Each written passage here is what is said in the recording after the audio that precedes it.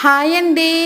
ఈరోజు నెయ్యి కనేసి ప్రిపేర్ చేస్తే అది కాస్త మజ్జిగ అయింది. చేసేదేం లేక ఒక తపెల్లో వేసి ఇలా కవన్ కొట్టాను. అరగంట పట్టింది. దీనిపైన మేగడ మొత్తము కరిగి వెన్న రావడానికి.